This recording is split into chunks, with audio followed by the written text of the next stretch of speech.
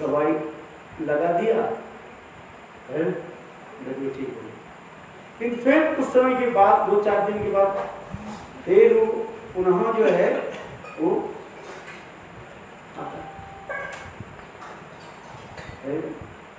उसी प्रकार इस संसार में जीव माया के द्वारा मोहित होकर के त्रिगुणात्मिका माया के प्रभाव से सत्व रजो तमो गुणों के द्वारा संसार में इसी प्रकार सुख दुख आदि भोग करते रहते हैं। सुख सामान्य रूप में आता है, ऐसे कहने की संसार में सुख नहीं है।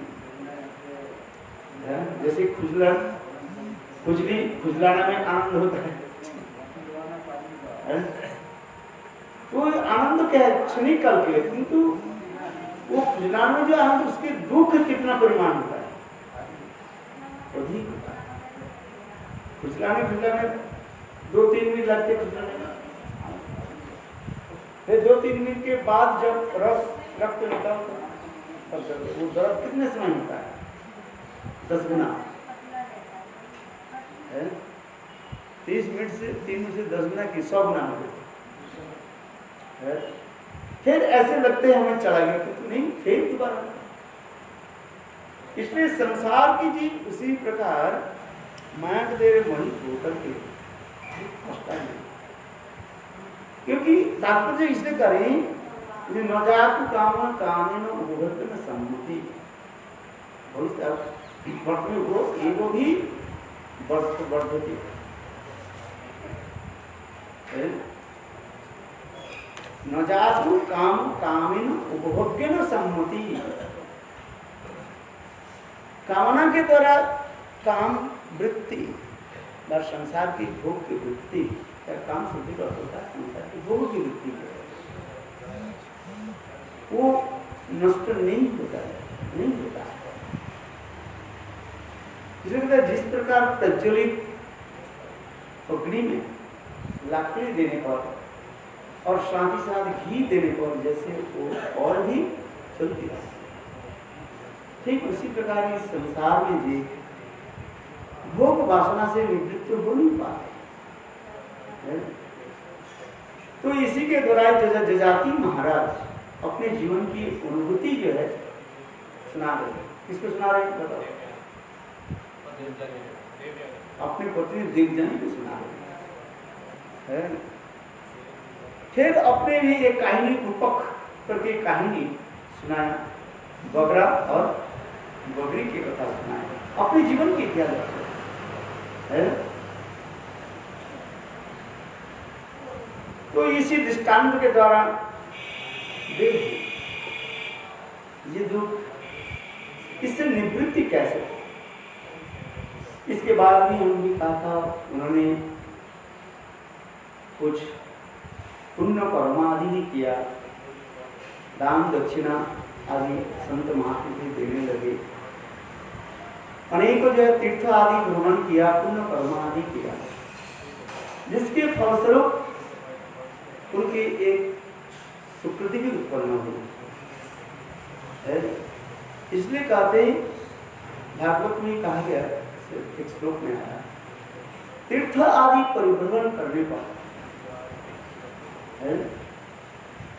चित्त शोधन होता है, और चित्त और विशेष करके तीर्थ आदि पवित्र, पाप आदि नष्ट हो जाता है।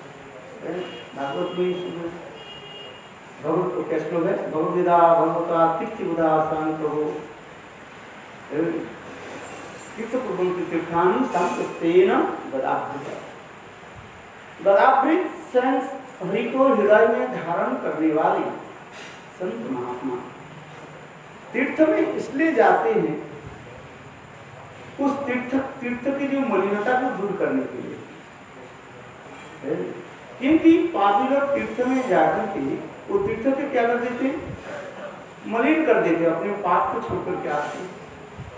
शास्त्र है, आप तीर्थ में जाओ तो अपने पाप वहीं पर छोड़ कर जाओ, यदि आपके पास पाप है।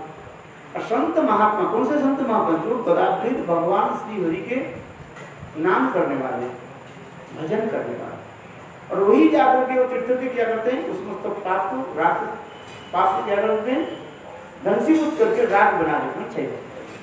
जो तीर्थ को बनते तीर्थानी संत स्तेन गदा धृत, इसलिए बीच बीच में कहाँ जाना चाहिए, तीर्थ भ्रमण करना चाहिए। मथुरा, वृंदावन, जगन्नाथपुरी है, और जहाँ जहाँ पर भगवान की लीला स्थली की है, ये समस्त स्थान भ्रमण करना चाहिए। इससे मन की जो है प्रफुल्लता आएगा, मन की जड़ता जो है, जड़ता समझते, मन में जड़ भाव जो है वो दूर हो जाता है, चित्त में प्रसन्नता तो होता है, क्योंकि ये धाम में जाने को, अपने तीर्थ में जाने को और स्वाभाविक रूप में चित्त की प्रसन्नता आएगा,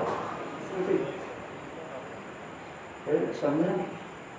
इसलिए बीच बीच में क्या करना चाहिए, तीर्थ में वास करना, तीर्थवास लिखा है ना, 64 प्रकार भक्ति अंग में, उसमें लिखा है क्या, तीर्थवास भी कहा है। जैसे हमारे परम गुरु महाराज उत्तरज्ञान विश्वश्री महाराज अत्यंत प्रभुपाद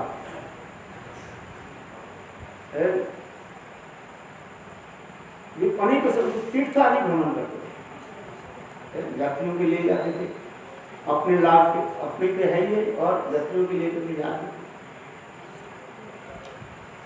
कभी तारकापुर चले गए, कभी नवद्वीप, कभी क्या बोले जगन्नाथपुरी, बद्रिकाश्रम, गुरुदेव के मुख से गुरुदेव भी जाते थे, ये सब परिक्रमा। इसलिए संत महात्मा क्या करना चाहिए, तीर्थ भ्रमण करना चाहिए, और तीर्थ में जाने से संत महात्मा का आपको मिलेगा, संत महात्मा के कारण से भगवत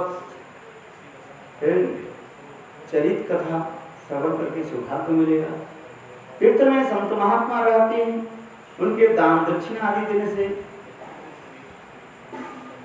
द्रव्य मूल्य की शुद्धिकरण होता है, शास्त्र में ही रहता है।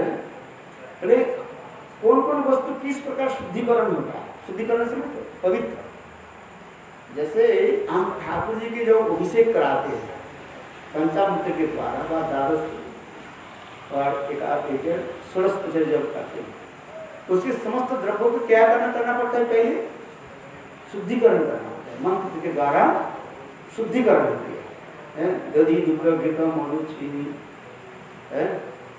शहद आदि, इसको जो है शुद्धिकरण करना होता है। इस शुद्धिकरण के बाद जो है ठाकुर जी के जो फिर अभिषेक कराया जाता है। विष्णु शास्त्र में लिखा है शुद्धिकरण होनी चाहिए। उसी प्रकार मन की शुद्धिकरण होता है भगवत नाम मंत्र आदि जप के द्वारा। वस्त्र आदि शुद्धिकरण होता है कैसे, साप आदि के सूर्य किरण आदि के द्वारा। इसमें शास्त्र में हर रोज जो परिधान वस्त्र जो है, यदि संभव हो तो जल के द्वारा धो दो, यदि नहीं संभव है तो कम से कम सूर्यालोक के द्वारा शुद्धिकरण होता है, ऐसे शास्त्र में लिखा है। हरिभक्ति विलास में बहुत सुंदर प्रकार कैसे मिलेगा कि कौन वस्तु कैसे शुद्धिकरण होता है और कौन सा वस्त्र किस प्रकार, जैसे कंबल आदि जो है इसके सूर्य किरण के द्वारा शुद्धिकरण होता है। तो हर रोज का धोनी, ये तो धो नहीं धोया नहीं जाता है, इसलिए सूर्य किरण के द्वारा इसको शुद्धिकरण करना होता है। इसलिए मन की पवित्रता व शुद्धिकरण होता है नाम मंत्र आदि के द्वारा। वस्त्र क्या बोले, धन आदि के शुद्धिकरण कैसे होता है, न संत महात्मा ठाकुर जी के दान दक्षिणा देने पर धन शुद्धिकरण होता है। लोग कहते हैं आप लोग दान पत्र क्यों रखते ठाकुर जी के पास, मांगते क्यों हैं, लिखा है आपके सप्रेम भेंट क्यों रखते। लोग कहते हैं अरे भाई हमारे तुम्हारे लिए करना है, तुम्हें दान दो तो तुम्हें धन की शुद्धिकरण होता है। उसमें थोड़ी लिखा जाता है तुम्हें 10 करोड़ दो 5 करोड़ दो, तो तुम्हें 1 रुपया नहीं देते तो नहीं करते। अट्ठन्ना जो चावल जो बाजार में चलते रहे वो भी डाल दिया। धन की शुद्धि करना, दान दक्षिणा आदि जगह धन की शुद्धि करना, ये सब बहुत। उसी प्रकार जजाति महाराज है, इसमें कार्य हम काल पढ़ रहे थे ना, पूरे तीर्थ दर्शन आदि किया, संत महात्मा की सेवा, इसके फलस्वरूप क्या उनकी सुकृति हो जाता है। उस सुकृति के फलस्वरूप उनकी पहले क्या होता है, ज्ञान वैराग्य आ जाता है। ज्ञान वैराग्य फिर संत महात्मा की संग साधन संग होता है। ये ज्ञान वैराग्य के द्वारा ही उन्होंने ये सारी अपने कहानी को बताया है, जो बकरा बकरी की कथा उन्होंने श्रवण किया। देवजनी इसी प्रकार बकरे बकरी के गाथा को सुनकर देवजानी ने अपने मन में विचार किया कि राजा जजाति ने यह सोचकर कि स्त्री पुरुषों के परस्पर आसक्ति के बाद जब विरह होता है तो बहुत व्याकुलता होती है, इसलिए उन्होंने हास परिहास से मुझे यह कथा सुनाई थी। इस कथा के माध्यम से वास्तव में तो राजा जजाति मुझे निवृत्त मार्ग की ओर की अवसर करना चाहते थे। ये ज्ञान वैराग्य कथा के द्वारा कहते हम कैसे निवृत्त मार्ग में चले। दो प्रकार की मार्ग है, रास्ता है, मार्ग में रास्ता है, एक प्रवृत्ति मार्ग और एक निवृत्ति मार्ग। प्रवृत्ति मार्ग किसको कह सकते हैं, tendency to enjoy sense gratification, इसके बोलता है प्रवृत्ति मार्ग। और निवृत्ति मार्ग तो संसार के प्रति एक ऐसे जे वैराग्य उत्पन्न हो कराते हैं, निवृत्ति मार्ग का। इसी प्रकार जो है सदन समझने को आदि को मिलन ईश्वर के अखिल अधीन है। इस सब का स्थान पर मिलना उतना ही अनिक है जितना पेड़ पर प्रतीक का मिलना है। इस संसार में हम जो माता पिता भाई बंधु स्त्री पुत्र के साथ जो मिलते हैं ये कितने क्षणिक काल के लिए है, जीवन की इसी प्रकार है। सारा संसार भगवान की माया का खेल ही है। तो यह विचार करके देवजन ने स्वप्न के समान इस जगत को अनित्य जानकर सभी प्राणियों को और सब पदार्थ को आसक्ति छोड़कर भगवान श्री कृष्ण में अपने मन का समावेश करके अपना शरीर छोड़ दिया। कौन? देवजन। देखो देवजनी भगवान को नमस्कार करके प्रणाम करके उनकी स्तुति करने लगे।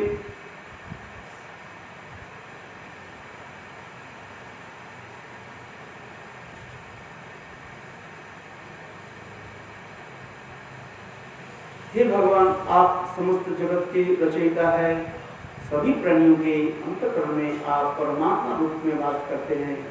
सूक्ष्म भी आप सूक्ष्म होते हो, आप बृहद भी बृहद है, आप सभी ऐसे परिपूर्ण परम शांत अनंत है। मैं आपको नमस्कार करती हूँ। नमस्तुभ्यं भगवते वासुदेवाय वेदसे सर्वभूताधिवासाय शांताय बृहते नमः।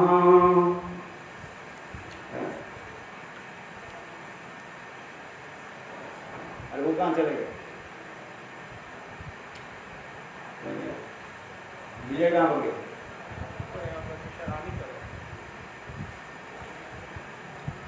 हरी कथा किसने?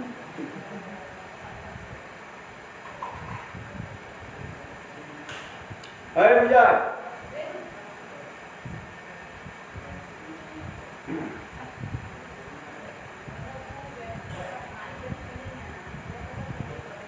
कुरुवंश एवं राजा दुष्मंत और भरत के चरित्र कथा वर्णन हो रहा है। सुखदेव गोस्वामी ने कहा, हे परीक्षित, अब मैं कुरुवंश का वर्णन करूंगा। तुम्हारा जन्म उसी वंश में हुआ। इस वंश में बहुत से राजर्षि और ब्रह्मर्षियों का आविर्भाव हुआ है। जन्मेंद्र इसी पूर्ववंश की उत्पन्न हुए थे। वे कुरु के पुत्र थे। जन्मेंद्र से प्रचितवान एवं प्रचितवान से प्रवी से मनुष्य और मनुष्य के चारुपद का जन्म हुआ। चारुपद का पुत्र शूद्र था। शूद्र का पुत्र बहुगव और बहुगव से संजाति जन्म हुआ। संजाति पुत्र अहंजाति और अहंजाति का पुत्र रौद्र था। ये सब याद रहेगा ना?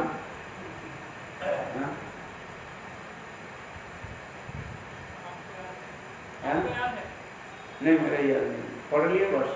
तुम नाम कल के तुम्हारा सुखदेव गुरु पढ़ी हो।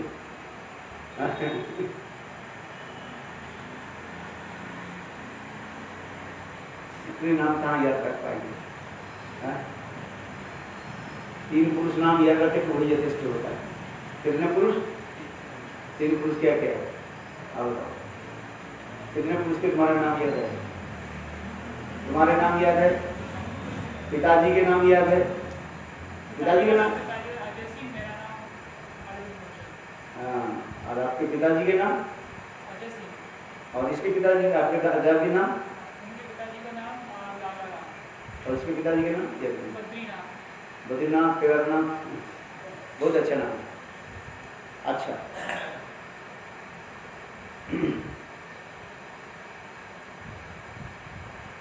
अभी महाराज परीक्षित, हे महाराज परीक्षित, इस 10 पुत्र से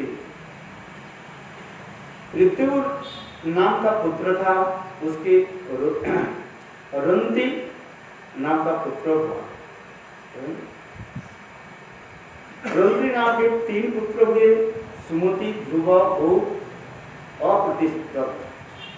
अपरिगत के पुत्र का नाम पर्ण था। पर्ण से मेधातिथि का जन्म हुआ। इस मेधातिथि से रसबंधन आदि ब्राह्मणी की उत्पत्ति हुई। रंति नाम के पुत्र सुमति से रेधी का जन्म हुआ और वो रेधी वह से ही रेधी का इससे प्रसिद्ध राजा दुष्मंत के जन्म हुआ था। कितना है राजा दुष्मंत की चरित्र कथा है क्या ना? दुष्मंत और शकुंतला की कथा हम और उसी से जो है भरत महाराज की कथा आएगा।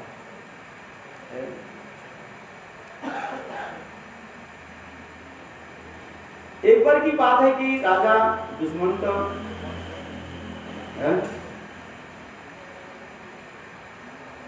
शिकार खेलते कर्णमुनि के आश्रम में जा पहुंचे और वहां लक्ष्मी के समान अपनी अंग कांति से सारा आश्रम प्रकाशित करने वाले एक माया के समान एक रमणी को अवस्थित देखा। उसके दर्शन मात्र से ही दुष्मंत मोहित हो गए। वे उस परम सुंदरी के पास पहुंचे और उससे वार्तालाप करने लगे। हे राजन, इस सुंदरी के देखकर राजा को बहुत आनंद हुआ। उसे सारी थकावट दूर हो गई। काम भाव से उसे पीड़ित करने के लगा। उन्होंने हंसते हुए मधुर बल से उस स्त्री से पूछा। अभी दूसरा उदाहरण दे रहे दुष्मंत किस प्रकार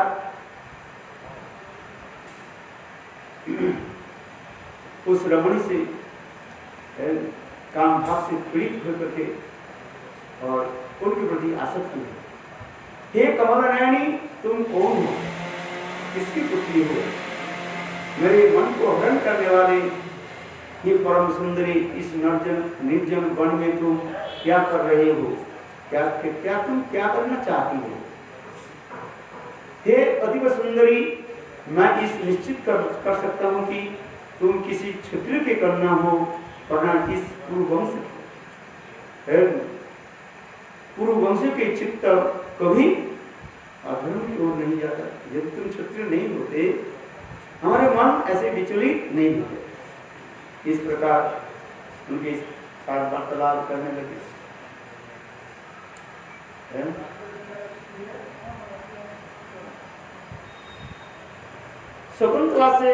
शकुंतला ने कहा, मैं विश्वामित्र की पुत्री हूँ। मेनका अस्परा मुझे वन में छोड़कर चली गई थी। परम समर्थशाली कर्ण मुनि ही इस विषय में सब कुछ जानते हैं। देवी को मैं आपके कैसे सिखा दूं? अभी इस शकुंतला की कथा दो प्रकार की है। भागवत में सब संक्षेप रूप में बता दिया।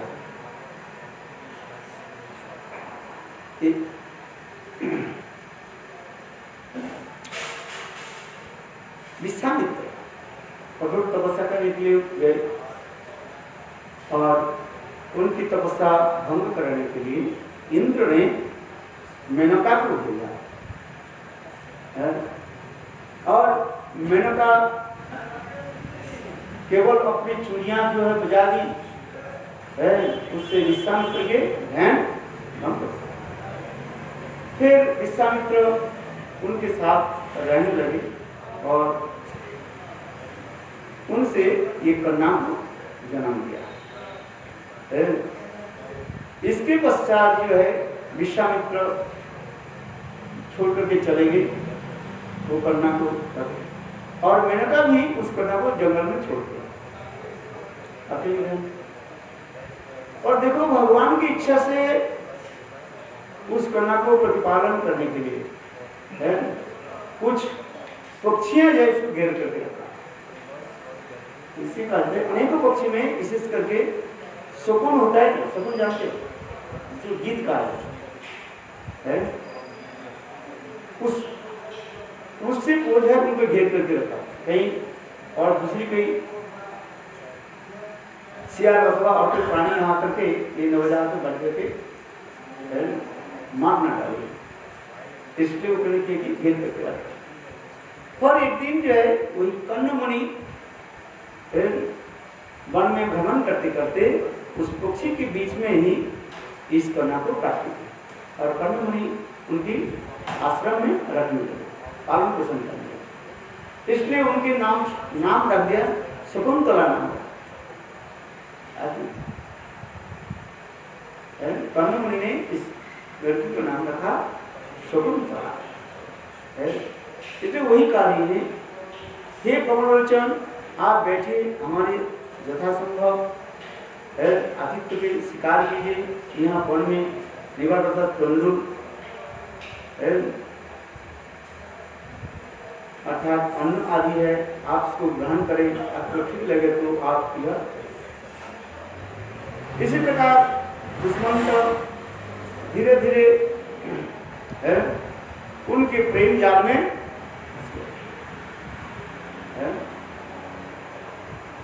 राजा दुष्मंत ने कहा, हे सुंदर भोले वाले, तुम महर्षि विश्वामित्र के वंश में उत्पन्न हुए हो, इसलिए तुम इस आदित्य सत्कार का प्रदर्शन कर रही हो। वो तुम्हारे अनुकूल ही है। तुम जैसे करना है ऐसे लिए जो प्रकृति का वर्णन करना ही तुम्हारे लिए योग्य है।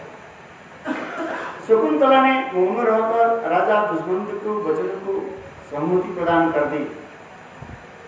दुष्मंत देश काल और शास्त्र आदि के जानने वाले थे, अतः उन्होंने धर्म के अनुसार गांधर्व रीति से शकुंतला के साथ विवाह कर लिया।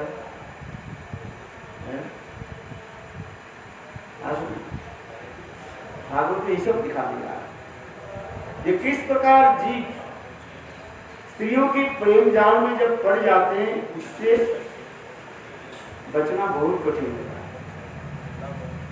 है। आप ही नहीं, एक बार भी इनकी प्रेम जाल में पड़ जाए उससे उठना बहुत कठिन है।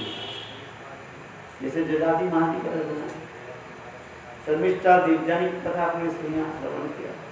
इस दुष्मंत शकुंतला की कथा अभी वर्णन किया है।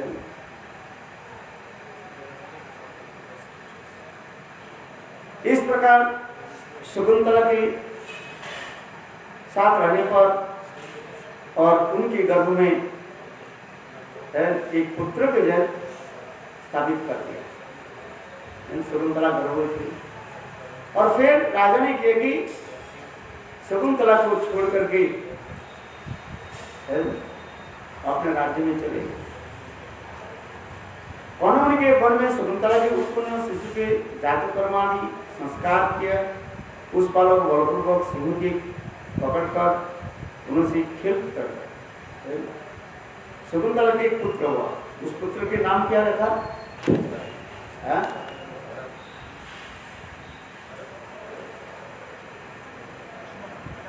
दुष्मंत। इसलिए कथा जब शकुंतला दुष्मंत के नाम लिया गया, माता और पुत्र के नाम।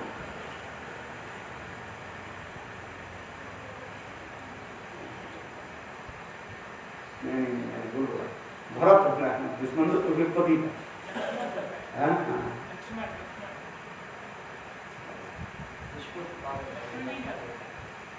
शकुंतला के जो पुत्र हुए उसके नाम रखा क्या? भरत नाम है। और फिर भागवत के अनुसार और पुराणों के अनुसार कहीं की थोड़ा कथा को जो अलग करके बोलते रहते हैं। पुराण की कथा कहीं नीचे करके कथा है।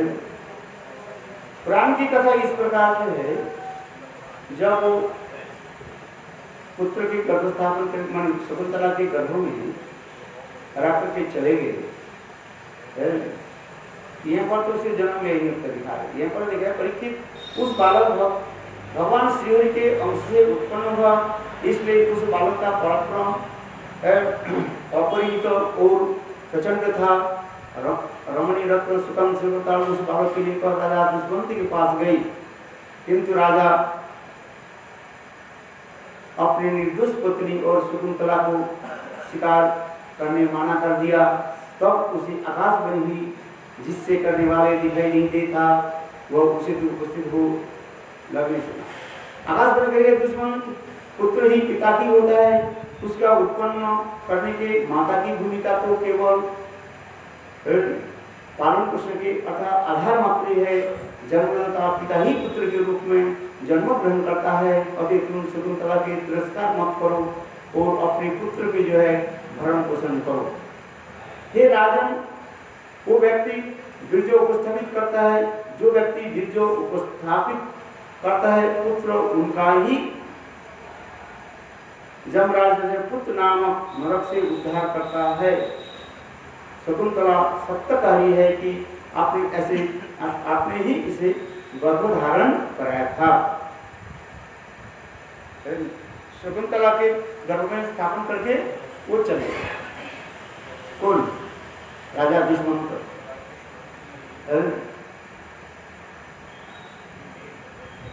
तो फिर पुत्र के लेकर के जब फिर वो गए, कौन? शकुंतला लेकर के जब गए तो दुश्मन तो उसको शिकार नहीं कर रहे, बोले ये मेरा पुत्र नहीं। अच्छा, इसी प्रसंग में पुराण की एक कथा है। बोले क्यों?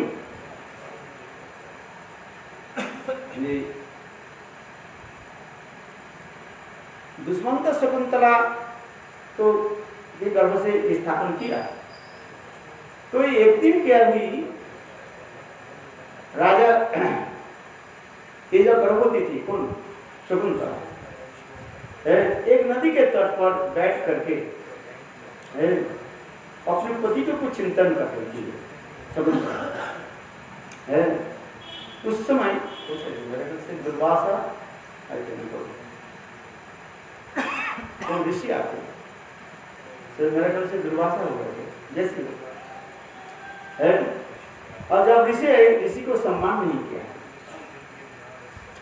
संत महात्मा आए, संत महात्मा देख करके खड़े होकर उनके सम्मान करना कुछ नहीं, और अपने पति के चिंतन कर रही थी। तो उस समय दुर्वासा ऋषि ने संबंध दुर्वासा ऋषि हो जाते जैसे वो उनको क्या दिया, अभिशाप दे दिया, जिसके तुम इतने चिंतन कर रही हो वो तुम्हें भूल जाएंगे, भूल जाएंगे। तब फिर ऐसे अभिशाप देने के साथ ही साथ शकुंतला की ध्यान ये आ गया, हाय फिर वो ऋषि के चरण में आकर के रोने लगे, यहाँ मुझे क्षमा करे। तब उन्हें कहा ये जाओ, फिर तुम्हें वो शिकार ग्रहण करेंगे, तुम्हारे गर्भ में ये पुत्र है। तो इसी प्रकार आगे की कथा को बना, फिर वो हाकुट की कथा के फिर आगे आ रहे हैं।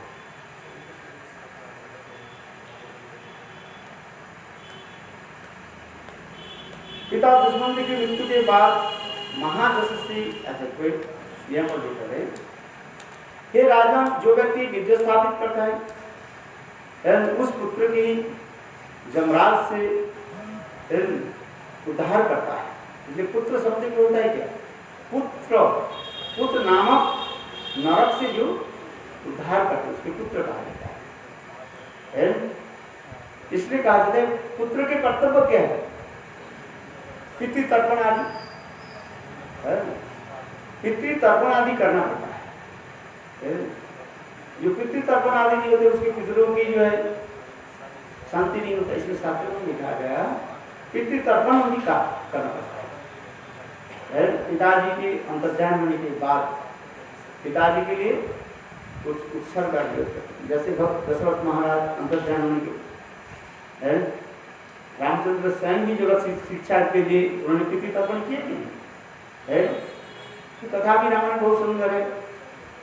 उस समय रामचंद्र नहीं थे, कुटिया में नहीं थे, कहाँ से चले, और उस समय भरत क्या बोले साक्षात जो है दशरथ महाराज आकर के कहने लगे,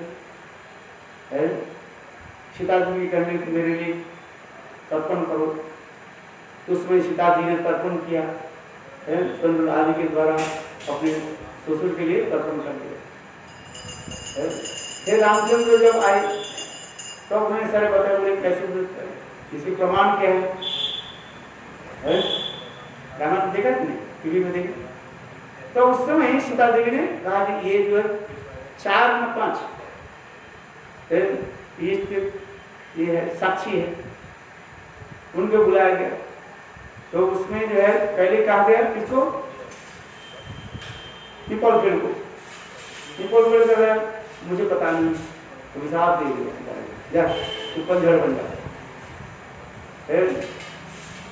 और इसको भी कहा नदी, फल्गु नदी, नदी को हमें पता नहीं, वो उसको जा तो क्या हो जाओ, जल भी नहीं हो जाता, और तुम्हारी स्रोत धारा जो है नीचे ही चले। और जो है मेरे ख्याल से गाय और किसकी कथा है, गाय तो ऐसे से उनके 3-4 जो बोले थे। अंत में वृक्ष जो है, वृक्ष में बरगद का पेड़, उन्होंने कहा कि हाँ सीता देवी ने दिया। तब उनका देखो वृक्ष जो है सदा सर्वदा शीतल रहे, उन्हें कभी पनझड़ हो गई है। फिर जैसे भी रामचंद्र भी पुनः भी ये सब कर्म आदि, इसलिए कहा जाते हैं पुत्र नामक नरक से उद्धार करता है। इसलिए कहते हैं दिव्यवाणी होने लगे, शकुंतला सप्तक का ही है, क्या कौन करे, दिव्यवाणी होने लगे। आपने इसी गर्भ के धारण, इसी के आपने ही इसे गर्भ धारण कराया था।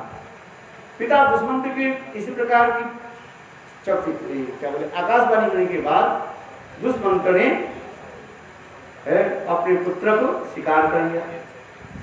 पिता दुष्मंत की मृत्यु के बाद यह महायशस्वी बालक चक्रवर्ती सम्राट सप्तदूताधिपति बने। यही राजर्षि भरत भगवान के अंश से उत्पन्न हुए थे। आज भी विधि पर लोग उसकी महिमा गान करते हैं। यहाँ पर एक कथा प्रसंग है। कुछ लोग इस भरत महाराज के नाम से भारतवर्ष कहते हैं, जैसे आप महाभारत में देखोगे, है? किंतु ये सत्य नहीं है। वो ऋषभ देव के पुत्र, ये दुष्मंत शकुंतला के पुत्र भरत, और वो ऋषभ देव के जो पुत्र भरत महाराज, उसके नाम से ही भारतवर्ष नाम है। पहले नाम था, क्या नाम था? अजानक वर्ष। इसके बाद क्या नाम है? भारतवर्ष।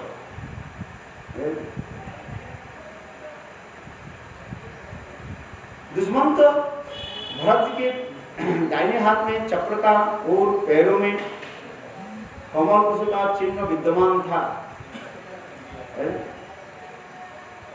महाअभिषेक की विधि के अनुसार इनका राजाभिषेक किया था।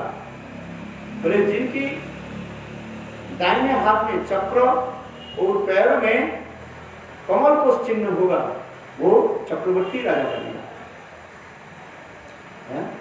इसे उससे समुद्रिक विज्ञान में कहा गया। यदि आपके हाथ में क्या रहे?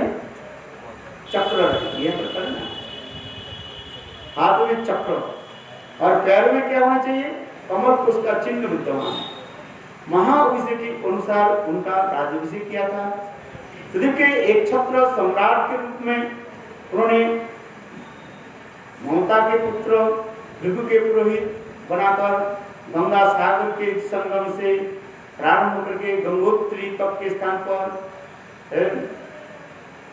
अश्वमेध यज्ञ करके 55 कितने यज्ञ किया? 55 यज्ञ करा करके भगवान की पूजा की थी।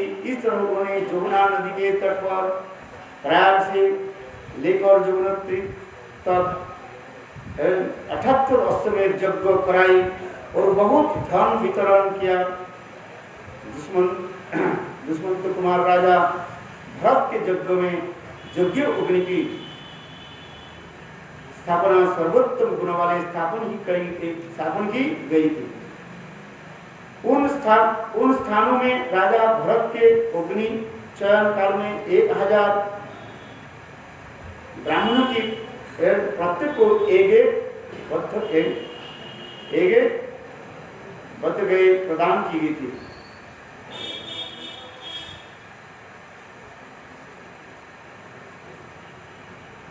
इस प्रकार दुष्मंत तनय भरत इन यज्ञों के 3300 घोड़े और अनेक जो है संपत्ति आदि जो है दान करने लगे। भरत किसी महान कर्म के उद्देश्य से एक मस्मार नामक यज्ञ उत्पन्न किया था। उस यज्ञ में माखन तीर्थ के उन्होंने स्वर्ण मिला और नाना प्रकार श्रेष्ठ दान भी किए। इस प्रकार कोई अपनी भुजाओं की सदुपयोग नहीं छूट सकता था। उसी प्रकार राजा भरत अद्भुत कार्य कर सके। विश्व में ऐसे राजा कई करने चाहिए। महाराज भरत अपनी दिग्विजय यात्रा में किरात, खून, जवन, कुंड्र, कंक, खस, सप और मृक्ष आदि समस्त ब्राह्मण विरोधी राजा को वध कर दिया। भरत महाराज इतने प्रभावशाली थे। जितने जो ब्राह्मण विरोधी राजा थे उन्होंने समस्त क्षत्रिय को उन्होंने वध किया।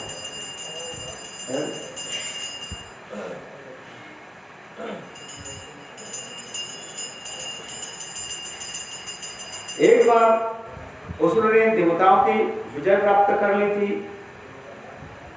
और रसातल में जाकर रहने लगी। तब देवताओं की स्त्रियों भी अपने साथ ले गई। तब महाराज भरत ने देव स्त्रियों के असुरों की चंगुल से छुड़ाकर पुनः देवताओं को लुटा दिया था। एक बार देवता और असुर में युद्ध होने लगे तो देवता लोग स्वर्गलोक से भागने लगे। और असुरों ने किया कि स्वर्ग को विजय प्राप्त कर लिया।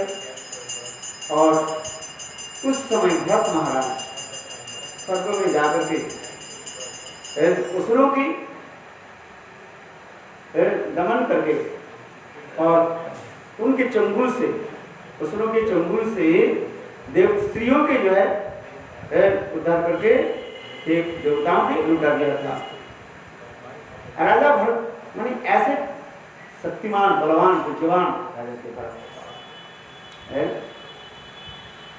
भरत, राजा भरत के शासन काल में पृथ्वी और आकाश उनकी प्रजा की सारी आवश्यकता की पूर्ति करते थे। और उन्होंने 27,000 वर्ष तक पूरी पृथ्वी पर एकछत्र सम्राट यानी शासन किया था। अंत में चक्रवर्ती सम्राट भरत ने भी अनुभव किया ही लोकपाल से ही अधिक ख्याति है। और यह ऐश्वर्य, सार्वभौम संपत्ति, अलंघनीय साम्राज्य, प्रचंड सोबल, अखंड शासन और प्राणी की समान प्रिय, सबके पुत्र आदि, ये सब कुछ सब ये मिथ्या है। इस प्रकार विचार से उन्होंने समस्त प्रकार की विषय भोग से वैराग्य हो गया। क्योंकि विषय भोग करते करते कभी कभी ऐसे भी क्या हो जाता है, वैराग्य उत्पन्न हो जाता है। हे राजन, विदर्भ राज की अत्यंत मनोहर और युद्ध तीन कन्याएं सम्राट भरत की पत्नी बनी। पुत्र उत्पन्न होने पर उन्होंने देखा तो पत्नियों की कहा दिया कि तुम्हारे पुत्र के मेरे अनुरूप नहीं है। इस आशा से राजा भरत व्यभिचारिणी जानकर उनको त्याग कर किया। रानी ने अपने बालक को मार डाला।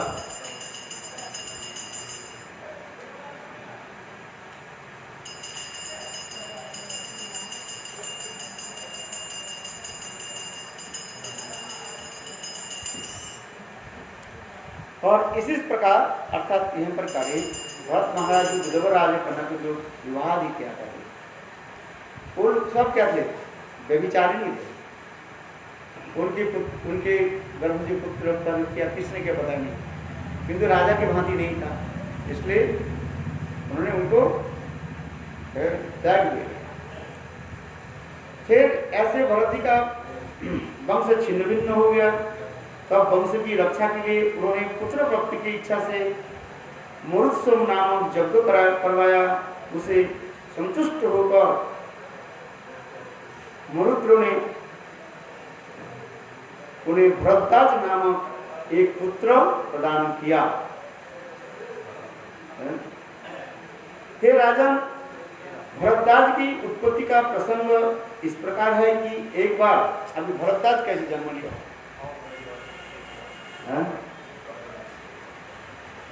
जब पर उनके एक पुत्र प्राप्ति हुई, उस प्राप्त पुत्र के नाम क्या रखा गया, भरद्वाज। भरद्वाज की कथा सुना। हे राजन, भरद्वाज की उत्पत्ति का प्रसंग इस प्रकार है कि एक बार बृहस्पति जी ने अपने भाई की गर्भवती पत्नी ममता के साथ संभोग करना चाहा, परंतु गर्भ के शिशु दिग्गतवा ने बृहस्पति को ऐसा करने के माना किया। इस प्रकार बृहस्पति ने उस गर्भस्थ शिशु को शाप दिया, जा तू अंधा हो जा। और उसकी बालक के अनसुना करके बलापूर्वक ममता को गर्भधारण कर दिया। समझ में आया क्या समझ? अभी जो भरद्वाज को कैसे भरद्वाज उत्पन्न हो, समझ में नहीं आया?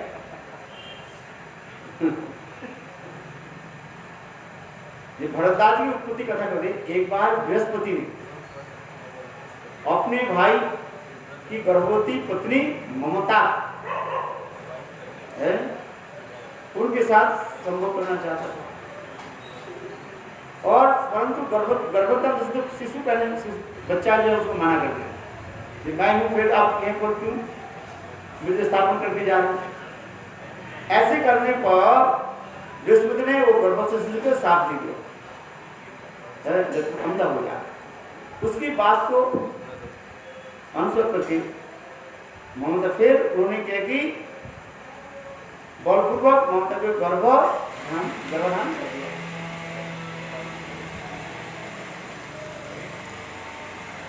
उपस्थ पुत्री ममता उस बात से डर गई, कहीं मेरा पति मुझे व्यभिचार नहीं जानकर मेरा परित्याग न कर दे। अब तक उसे भयभीत होकर बृहस्पति को बालक को त्याग करना चाहा। उस समय देवता ने उस गर्भ को बालक का भरद्वाज नाम का निर्वाचन करते हुए इस प्रकार कहा। बृहस्पति ने ममता से कहा, अरे मूर्खे, तुम्हारे पति के क्षेत्र में और मेरे भी जगह उत्पन्न होने से हम इस दोनों के पुत्र दास है, इसलिए तू अपने पति से मत डर, इसका भरण पोषण कर। इस पर ममता ने कहा कि हे बृहस्पति, इस दोनों के अवैध संबंध में उत्पन्न हुआ है, मेरे पति का इससे कोई संबंध नहीं है, ये जो तुम इसका पालन पोषण करो। इस प्रकार विवाद करते हुए दोनों ही इस बालक के छोड़कर वहां से चले गए।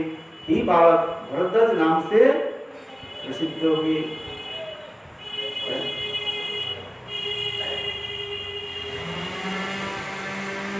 देवताओं के द्वारा बालक के भरण पोषण के लिए प्रोत्साहित किए जाने पर भी ममता ने इसी समझा कि व्यभिचार से उत्पन्न होने के कारण यह बालक निरर्थक है, अतः उसी इस बालक को छोड़ दिया। तब मरुद्रों ने उनका पेषण किया। राजा भरत के वंश में कोई वंशधर न होने के कारण मरुद देवताओं ने उस बालक को भरत जी को दे दिया। इस प्रकार अवैध संबंधी उत्पन्न भरत जी के दत्तक पुत्र हुए। इसलिए उस बालक के जो है भरत वंश में और कोई नहीं है, इसलिए उस बालक के भरतदास, अच्छा, भरत जी के दत्तक पुत्र हुए थे।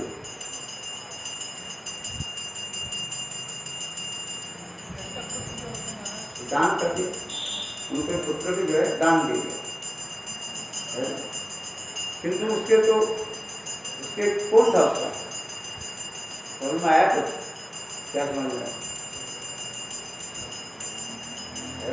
और वो जो अंधा हो गया था, गर्भों की जो संतान अंध होने की जो अभिशाप मिला जिसको, वो तो ये दे दिया, बृहस्पति ने दे दिया।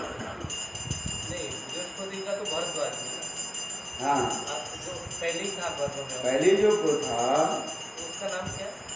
वो ममता के गर्भ में था, उसके नाम क्या करें?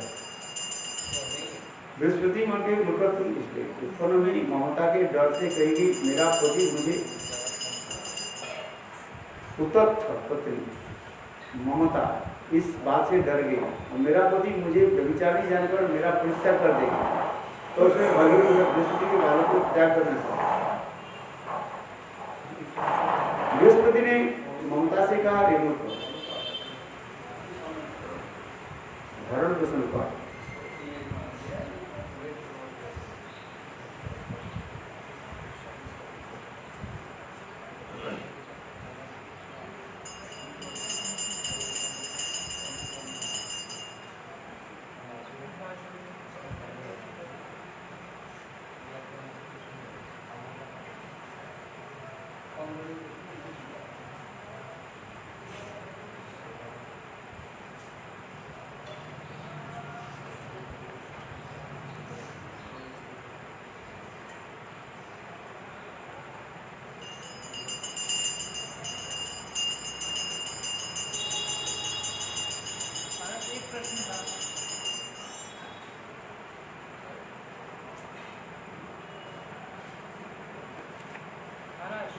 एक प्रश्न ये था कि आपने बताया कि वैराग्य से भोग से जो है वैराग्य उत्पन्न हो गया है आपके महाराज, तो ये समझ में नहीं आता कि कोई अगर भोग कर रहा है भोग के, उसके अंदर वैराग्य उत्पन्न कैसे हो सकता है? भगवान की कृपा हो। भगवान से मतलब वो भोग कर रहा है तो भगवान से प्रार्थना करेगा तभी कृपा करेंगे, अकारण तो भगवान कृपा नहीं करेंगे, मतलब हम प्रार्थना ही नहीं कर रहे थे तो भोग भी क्षणिक काल तक किसी को वैराग्य आता है? भोग से वैराग्य आया नहीं आता है। जब एक आता है शशांक वैराग्य आता है, अपने माता पिता के शरीर जब अग्नि में जल जल रहे देख करके वैराग्य आता ही नहीं। क्षणिक क्या आता है, वैराग्य तो आता है किसी देख कर।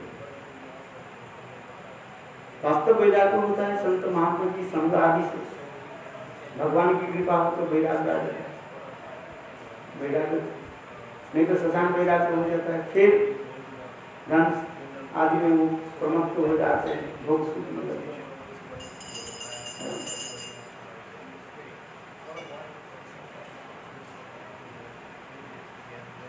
कल वाला प्रश्न का उत्तर आपने बोला था बाद में बताइए। हाँ? कल वाले प्रश्न का उत्तर आपने बोला था बाद में बताइए।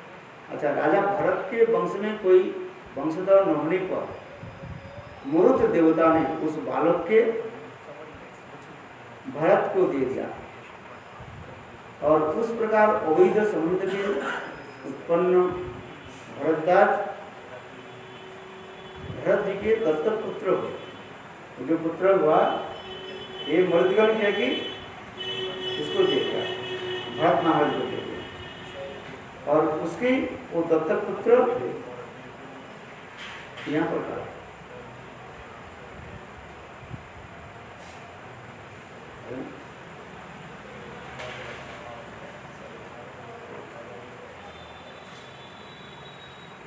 हे महाराज परीक्षित, मरुद्गण के द्वारा जिनके कारण भरतदास विपथ नाम हो गया और विपथ अथवा भरतदास के पुत्र का नाम मनु हुआ। मनु से 5 पुत्र का जन्म हुआ और उनमें से नर का पुत्र था एक संकृति।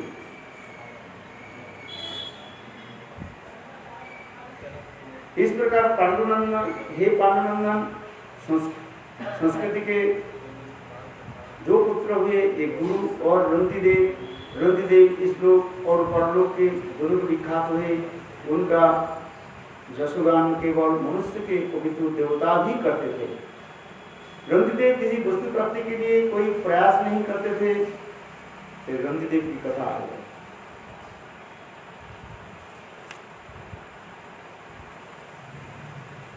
अच्छा, जिसको अभिशाप दिया वो कहाँ चला गया?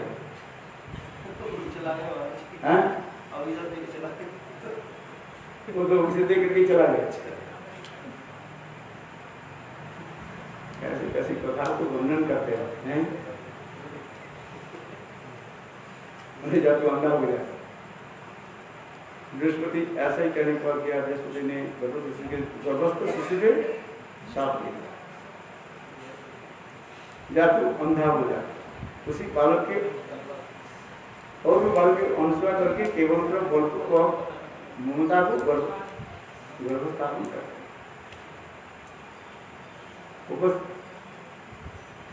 तत्थ पत्नी ममता उस बालक से डर गई और मेरे पति मुझे व्यभिचारी जाकर मेरा त्याग न दे और तो इसे भयभीत होकर बृहस्पति को बालक को त्याग करना चाह रहा। उस समय देवता तो उस गर्भ के बालक का भरतदास नाम का निर्वाचन करते हुए इस प्रकार कहा।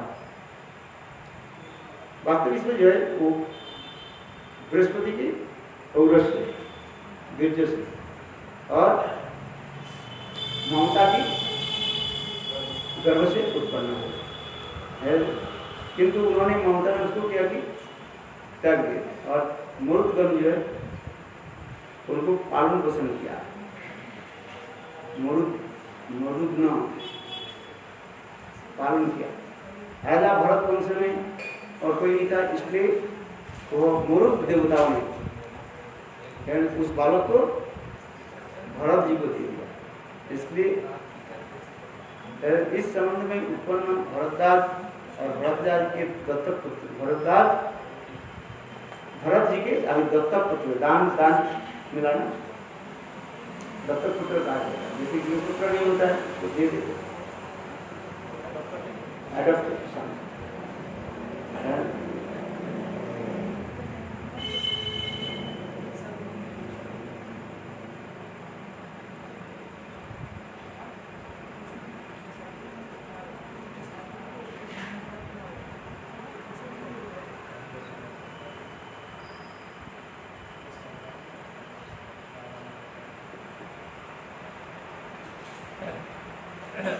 इसलिए कहते सुखदेव गोसाई महाराज कहने लगे, हे महाराज परीक्षित, मुरुद गुरु के द्वारा दिए जाने के कारण भरद्वाज का वितत नाम हो गया। वितत अथवा भरद्वाज के पुत्र का नाम मनु हुआ। मनु के 5 पुत्रों जन्म ग्रहण किया। उससे एक नर का पुत्र था संस्कृति। हे पांडुनंदन, संस्कृति के 2 पुत्र हुए, गुरु और रंतिदेव। रंतिदेव इस श्लोक को परलोक का दोनों ही दिखाते हैं। उनका जसोगान न केवल मनुष्य अपितु देवता भी करते थे।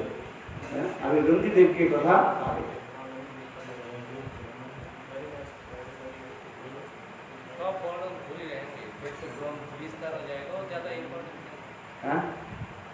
क्या बोले? सब वर्णन करने से तो ग्रंथ विस्तार हो जाएगा। तो भागवत इसलिए तो भागवत करते ना। इसलिए नहीं है। और भागवत करके और भी पुराण में और कर दी ना इसलिए। इतना ही तो करते पर भी याद नहीं करते। कहाँ को भी ढूंढते जाते हैं। भागवत में इतने संक्षेप करके कहा गया तथापि उसको याद करना दूर हो जाता है। पुराण में तो और भी कहाँ करके नदी हजारों सैकड़ों नदी, जैसे एक नदी जो है कहाँ से उत्पन्न हुई कहाँ मिले और मूल नदी कौन सा है उसको विचार करना और भी कठिन हो गया आज है। इतनी शाखाएं होती है नदी का, हजारों में। ठीक उसी प्रकार अनेकों कथा उपकथा आ जाते हैं ना।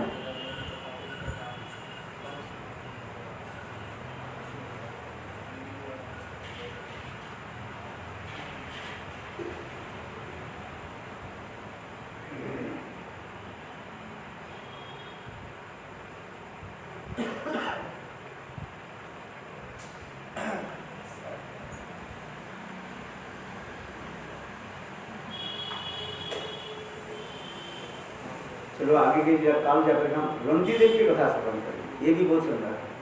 वैराग्यवादी कैसे उन्होंने सेवा दी। समय है थोड़ा, तो कल का उत्तर दे दीजिए महाराज आप लोगों को। क्या उत्तर था? क्या प्रश्न था? प्रश्न ये, अरे संक्षेप में बोलो, अपने प्रश्न संक्षिप्त में बोलता हूँ महाराज, बहुत संक्षिप्त में।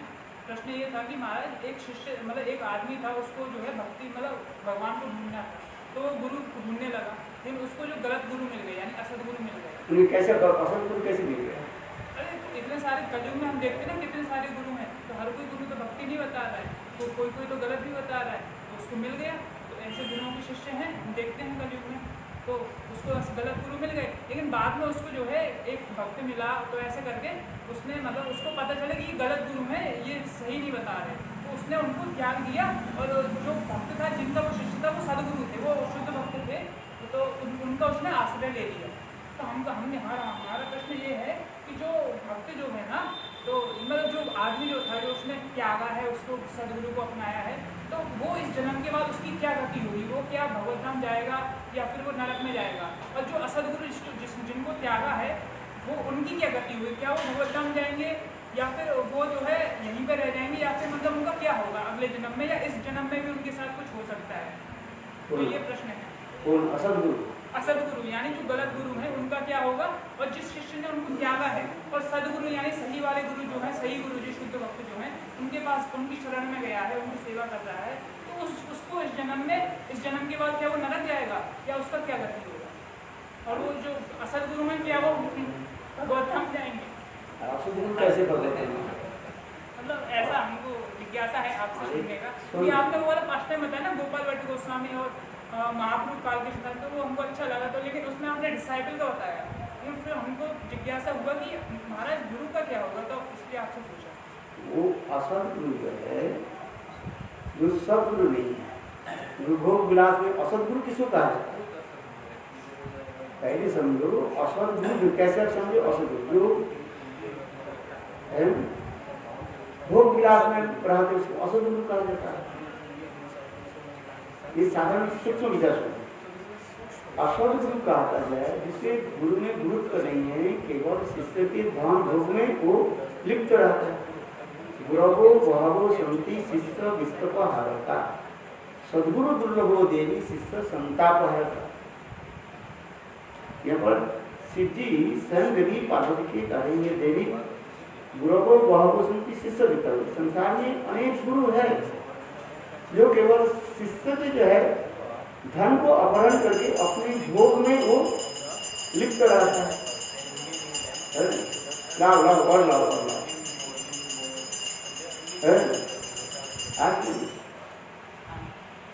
ये क्या होता है? ये असद गुरु हो जाता है। पहले असद गुरु किसको कहते थे? सुनो पहले क्या कहते हैं, ये श्लोक याद है तुम्हारा? श्लोक मतलब जो आपने बताया वो श्लोक नहीं याद, लेकिन ये श्लोक है, गुरवो बहवो संति, गुरवो बहवो संति शिष्य विस्तप हारता। सदगुरु दुर्लभो देवी शिष्य संताप हारता।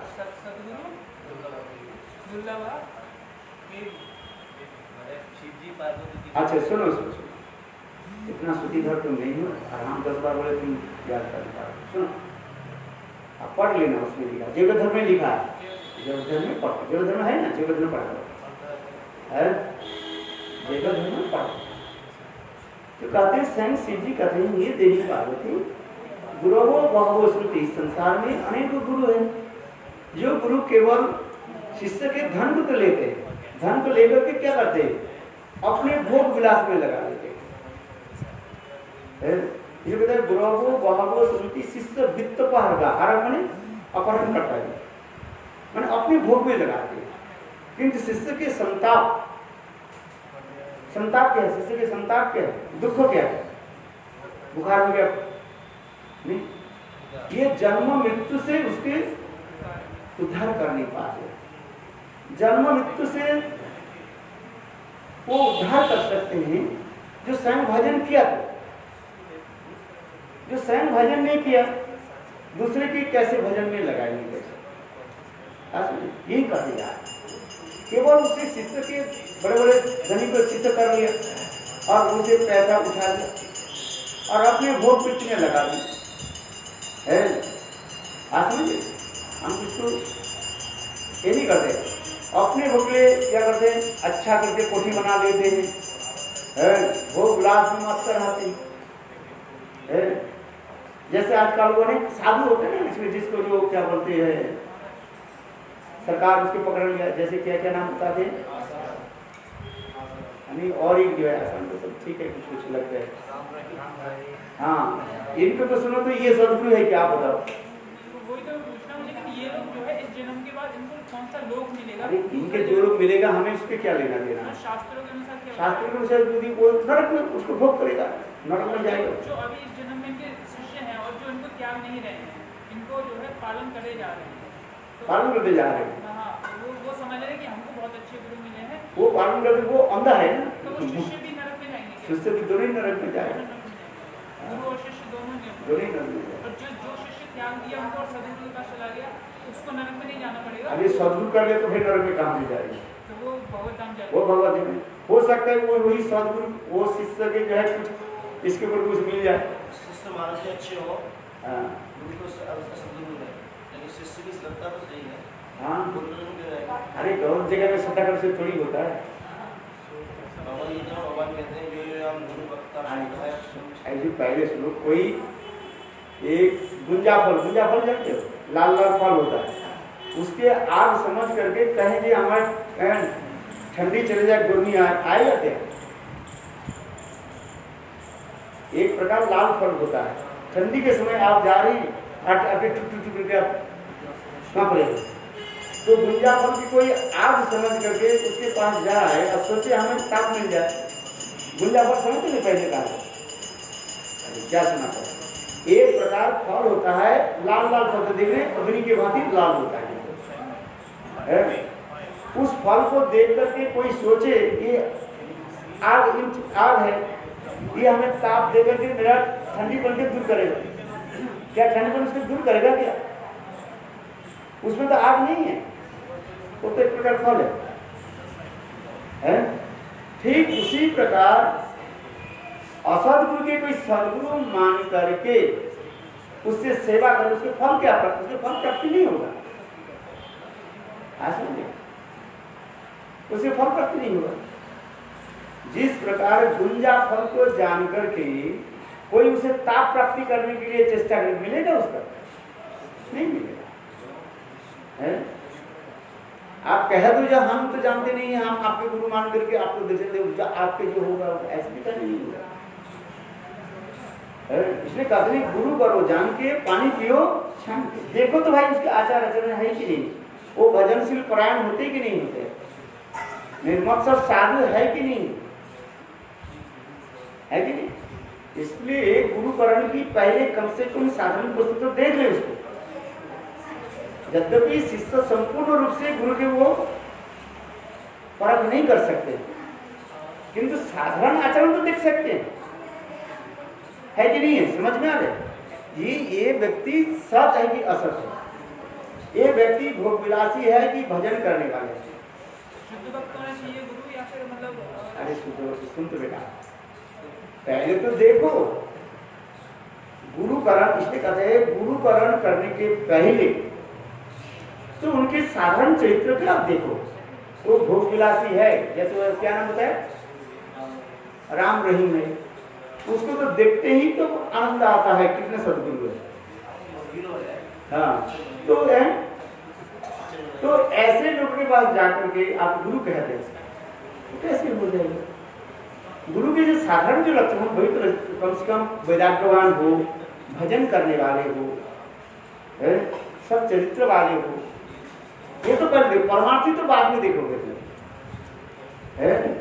एक व्यक्ति की परमार्थ जो है, उनके अंतर्निहित भजन जो है वो आपको दिखाई नहीं पड़ेगा, किंतु वही लक्षण तो दिखाई पड़ेगा है। कम से कम उनके वैराग्य है कि नहीं, भजन करते कि नाम भजन करते कि नहीं करते है। फिर इसके बाद आगे जाकर के जब फिर धीरे धीरे आप शास्त्र अध्ययन करोगे तब आपको पता चलेगा।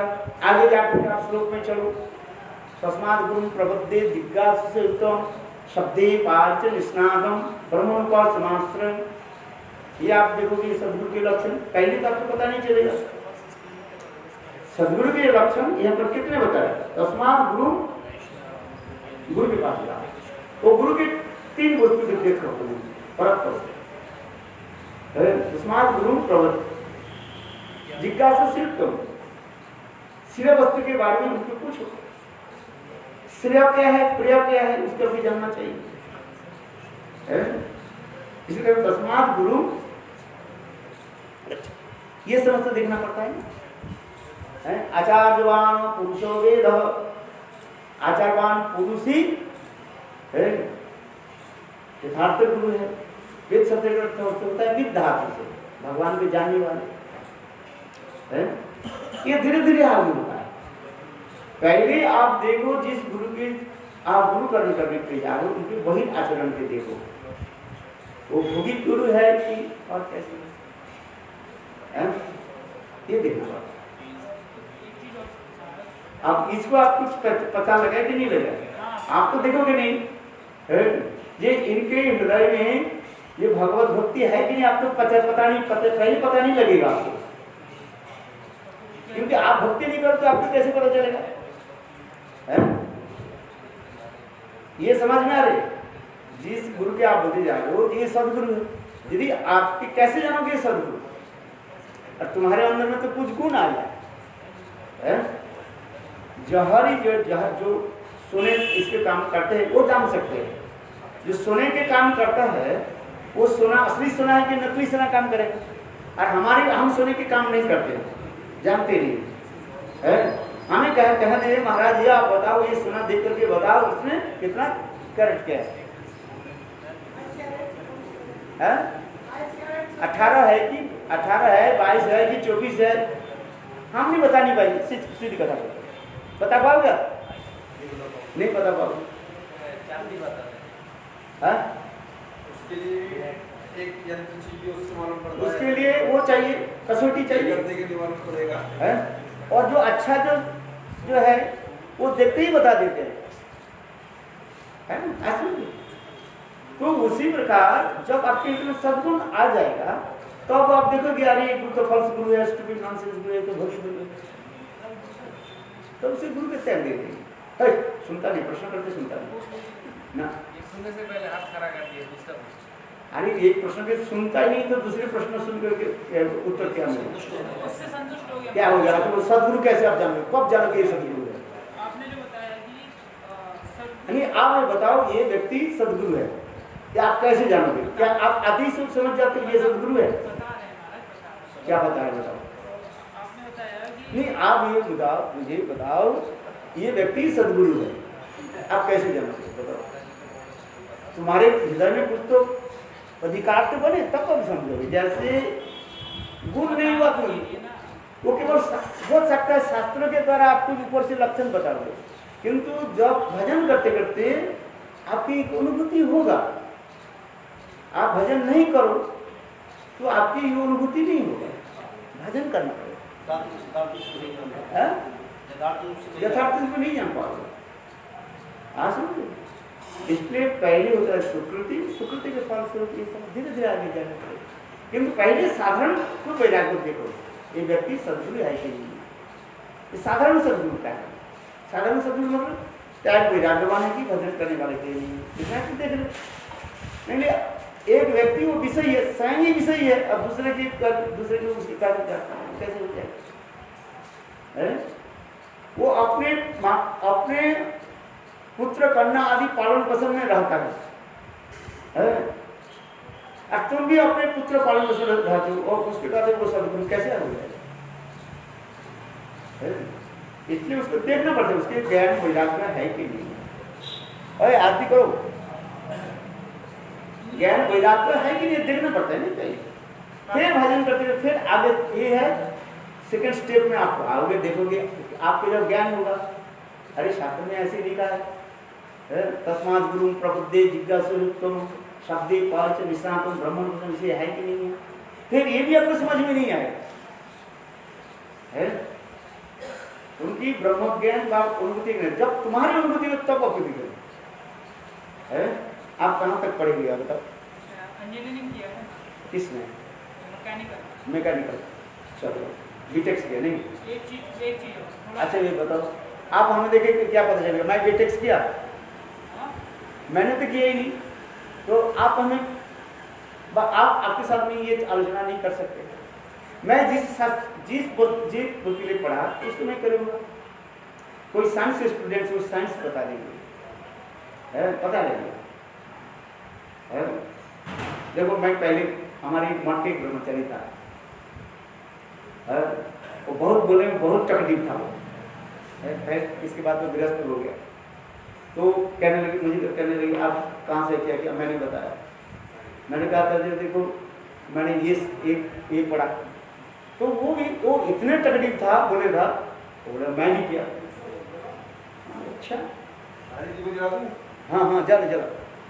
और फिर मैंने जब जो शब्द बोलने लगे बिजनेस जो है हमारे है वो एक भी उत्तर देने में, तो मैंने कहा तो फालतू है। फिर मुझे पता लगा वो बेकार आदमी है, पढ़ा कुछ नहीं के, वो खबर कागज के कैसे क्या बोले न्यूज पेपर को उल्टा करके पढ़ते। हमको ही मारा कुछ नहीं आता।